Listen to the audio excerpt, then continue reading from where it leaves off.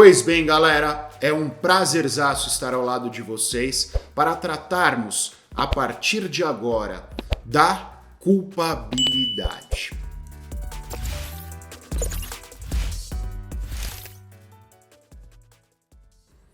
E a culpabilidade, conforme já foi dito anteriormente, é objeto de uma grande discussão por parte da doutrina e da jurisprudência.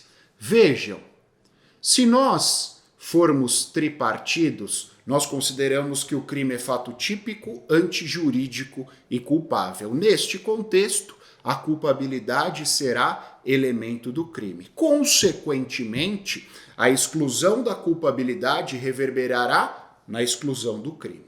Agora, se nós formos, assim como o artigo 26 o é, bipartidos, a culpabilidade será pressuposto de aplicação de pena. E a exclusão da culpabilidade ou de qualquer dos seus elementos reverberará em quê? Reverberará na não aplicação da pena. O próprio artigo 26 do Código Penal, que já foi mencionado por mim, começa exatamente nos trazendo essa informação.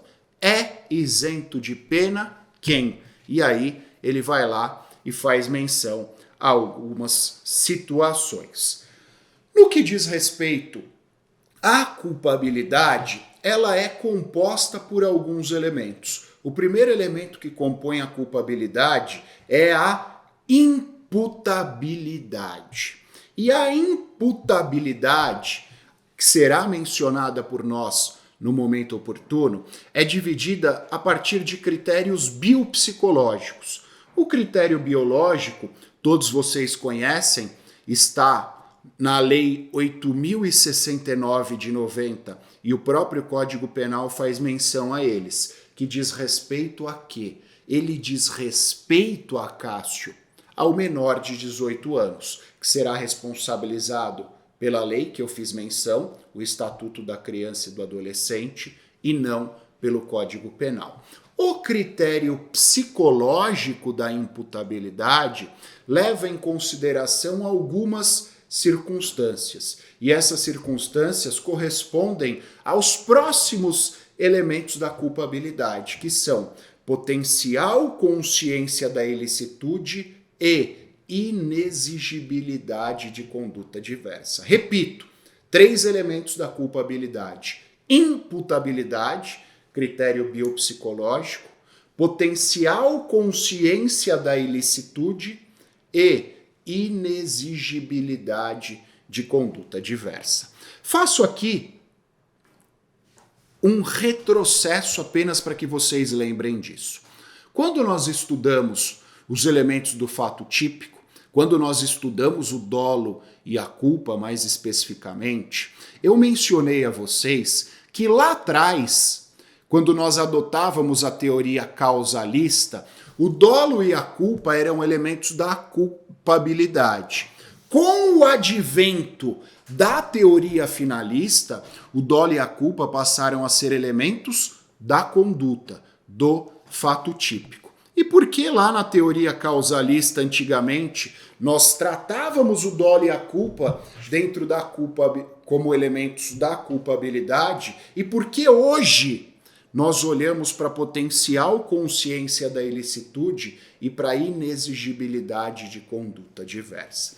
Por quê? A potencial consciência da ilicitude leva em consideração, como o próprio nome nos diz, a capacidade intelectual que a pessoa tem de determinar se aquela conduta é lícita ou ilícita. Se pelo critério biológico ou principalmente pelo critério psicológico, a ausência de capacidade intelectual suficiente para determinar a ilicitude daquela conduta, obviamente, reverberará na inexistência da potencial consciência da ilicitude e, consequentemente, reverberará em quê? Na inexistência da culpabilidade. Portanto, repito, A potencial consciência da ilicitude está relacionada à capacidade de entender o caráter ilícito do fato. Estando ausente esta capacidade, nós afastamos este elemento da culpabilidade, consequentemente, afastamos a culpabilidade. O segundo elemento, ou o terceiro elemento, é a inexigibilidade de conduta diversa. A inexigibilidade de conduta diversa está vinculada, galera, ao elemento volitivo, está vinculada à autodeterminação daquela pessoa, está vinculada ao controle que ela tem da sua própria vontade. Porque vejam, e eu vou mencionar isso a vocês no próximo bloco, quando nós estudarmos as cláusulas excludentes da culpabilidade, que a doença mental, por exemplo, que é uma excludente de culpabilidade, pode ter dois resultados práticos em termos penais. Primeiro, dada a gradação daquela doença mental, a pessoa não tem consciência da ilicitude, ela não é capaz de entender o caráter ilícito daquele fato. Ou, a depender da gradação da sua doença mental, ela é incapaz de autodeterminação, ela é incapaz de controlar a própria vontade.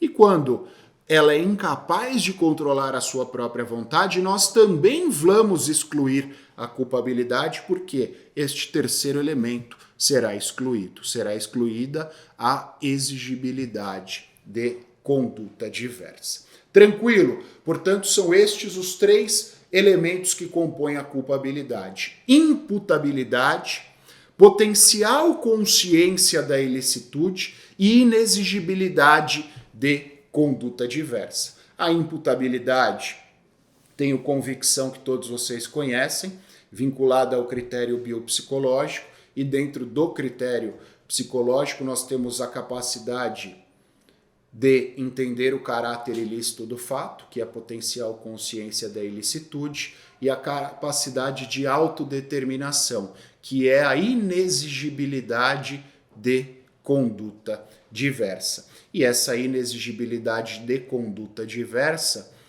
também tem o potencial de afastar a culpabilidade. Falando em afastar a culpabilidade, trataremos no próximo bloco sobre as causas excludentes da culpabilidade. Encontro vocês lá. Valeu, abraços, tchau!